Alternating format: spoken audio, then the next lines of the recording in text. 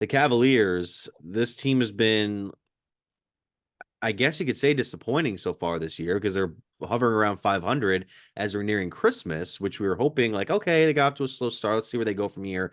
And it just hasn't been the case. You can say injuries, you can say referees not doing their job, you can say foul calls, you can say all that. The team is still 13-11 regardless. And they go against the Celtics again tonight, which is this dumb home and home series that they have to go through again. I hate this. I hate this, by the way. I mean, you could say, oh, you only hate it because it's not at your place. No, I think it's dumb for one team to stay in a city for 3 days to play two get back-to-back games against the same team, but In, it doesn't in a matter. city like Boston, too. Like, come on. If like it was like Vegas or something, or LA or Miami, yeah, it'd be really cool. But Boston, there's nothing to do there. I've Just been a bunch of I went to Boston a few eh, years ago. It's a it's a nice little bunch of town. rude people, spoiled sports fans. They think that the world's stacked against them anytime their Yeah, team doesn't do well. So you know what?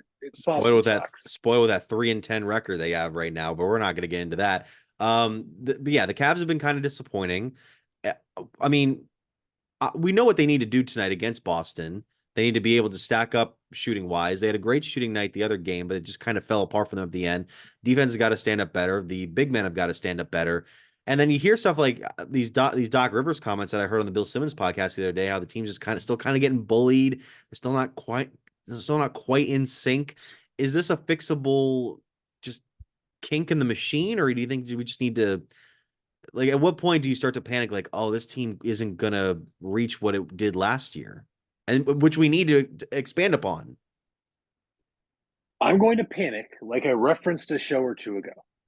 I know we don't have LeBron James, but I will start to panic after the month of January because, as we know, when he was here, nothing really mattered. We have Donovan Mitchell. We have what I will say is a top 10 player. And then if top 10 is too much, then we'll say top 15. If you don't agree with that, well, you're wrong. A lot of the flack right now, Mitch, if you go on social media, if you go on blogs, if you go on websites or articles, whatever it is all pointed at one person. But what you just told me is that we're still getting bullied. The same team that got embarrassed by the New York Knicks last year is still getting bullied. And we thought, you know what? As disappointing as it was to the Knicks, maybe it was a good thing. This is a young team that needed a wake up call. Everybody included needed a wake up call. It didn't excuse Donovan Mitchell or Darius Garland. Every person on that entire roster needed a wake up call. JB Bickerstaff cannot make Jared Allen more aggressive. JB Bickerstaff cannot make Evan Mobley more aggressive. They can also not hey, get bigger, faster, stronger. You can tell them to, but guess what happens if they don't? That is why, and you have to follow me here. Okay. The Miami Heat are so damn good year in and year out.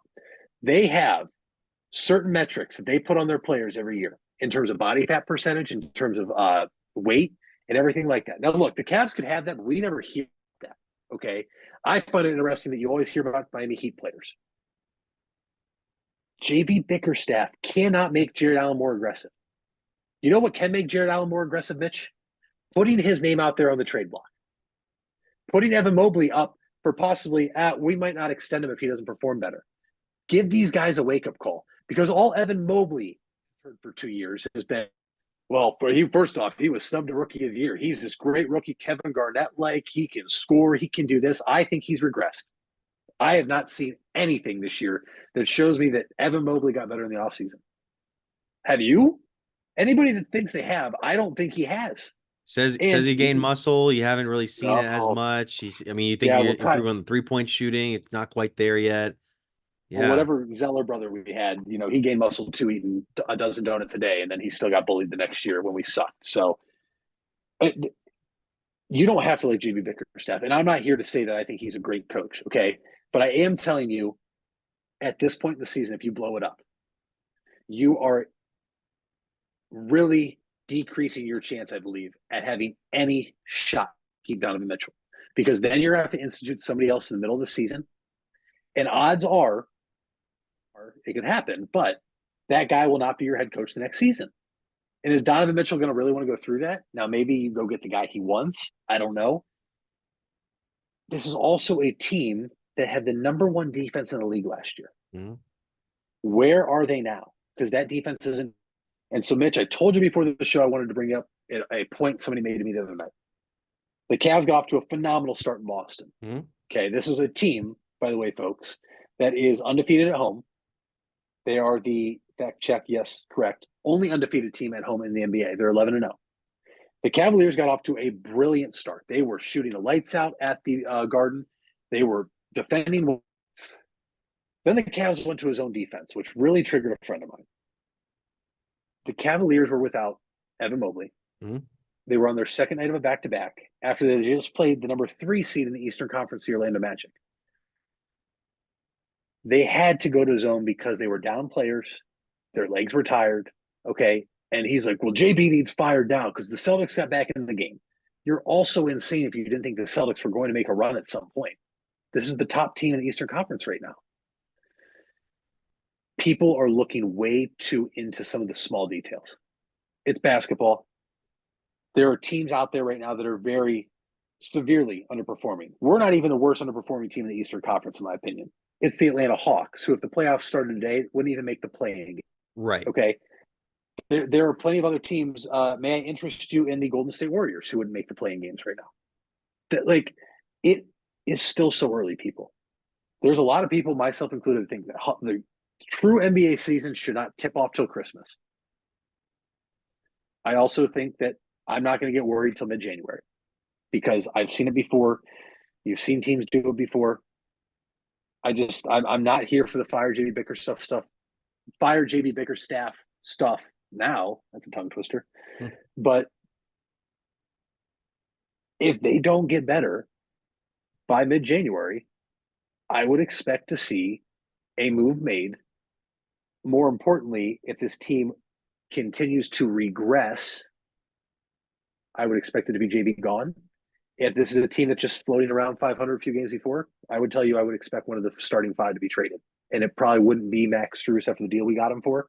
So I would tell you it's probably either Donovan Mitchell, Jared Allen, Evan Mobley, or Darius Garland. Something will have to change because you have to do one of two options, Mitch. You have to keep Donovan Mitchell happy, or you have to get what you can in return for him. No, that makes sense. And I still think they'd get a good return for him. I mean, one thing I've been noticing about this team is that they kind of had an emphasis at the beginning of the year of like making sure they could sink more 3-pointers, be more lethal from the 3-point range. And right now, as far as my numbers go, they're in the bottom half of like 3-point attempts per game. I, I don't know if and with the conversation of them being like, oh, all these games where the free throws are so like distant from each other, like the game in Boston the other night. Cavs were like 8 of 9 from the free throw line. Celtics had at least 20 some free throws. Similar thing happened in the first half of the Orlando game. I was there. I'm starting to wonder, and people are saying like, oh, well, the refs, it's the refs. I'm starting to wonder if it's the Cavs' emphasis on this 3-point shooting that's not allowing them to get into the paint against other teams. Now, granted, you could say against Orlando, that was good for them because Orlando, on average, I believe is arguably the tallest starting 5 in the league. But like we don't have a lot. I mean, we have guys like Mitchell who go inside like guns blazing, trying to go up for the layup. But I don't know if this is a team that's drawing enough fouls to get to the free throw line consistently with guys that we know can make free throws for the most part, aside from Tristan Thompson and occasionally Jared Allen. Yeah, I feel like even less this year, and it could be something as simple as teams are just defending it better. But think about every game you watched last year. Darius Garland, pick up at the top, drives down the lane. Guess what? He's floating it up one side of the basket for either Jared Allen or Evan Mobley to come in and slam it home. You haven't seen that a whole lot this year. I also feel like, and there was the article out today that the Cavs want Darius Garland to go downhill more. Is that why we're not getting more fouls? Has he taken a step back? Is he saying, "Hey, I'm going to be more of the facilitator on the outside. Let Mitchell get going"? I don't know. I'm kind of asking myself this right now. Am I crazy for thinking that just some of the guys that we didn't bring back, like Lamar Stevens and Jetty Osman, they're not. Let me preface this by I saying understand what you Maxers mean. and Yang are better players, but those dudes brought it. They were energy guys. They may not always look pretty. You may have gotten extremely frustrated with some of them, specifically Jetty on some nights, but Mitch, they were junkyard dogs. And I just don't see that this year, and that's what they kind Mhm. of missed last year. I felt like, and I don't know if they expected Evan Mobley to take that step and be that guy. If Niang, who I do think has a fiery personality at times, you saw it in Philly. I don't know. I mean, Isaac Okoro as well, though. I just I think Isaac what are could, we going to? yeah, Isaac can be a good defender. He could be that guy if he just got his offensive game up enough to be But consistently in the how rotation. many years have we said that though? Like, when Four. is enough going to be enough? At what point? When is enough going to be enough? He's not showing you any improvement on the offensive side of the glass. Oh, okay. Sorry, he might be averaging 1.1 points per game more this year. He's averaging 6.3. That's a first round pick, and he's also an undersized three. What you're asking him to do defensively, it.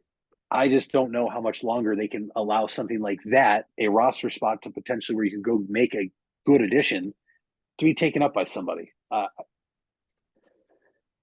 not panicking yet. There is concern, but at the same time, there's still plenty of time for them to right this ship. They're still 13-11. They're still in the play-in tournament as it stands right now, and they have Boston tonight. They could easily. It's a team last year that took it to Boston in their home court. There's a team that won. Was it the first 3 games of the season series? The Yes, they Cavaliers did. could very well go into Boston night, even though they're already there, and beat the Celtics.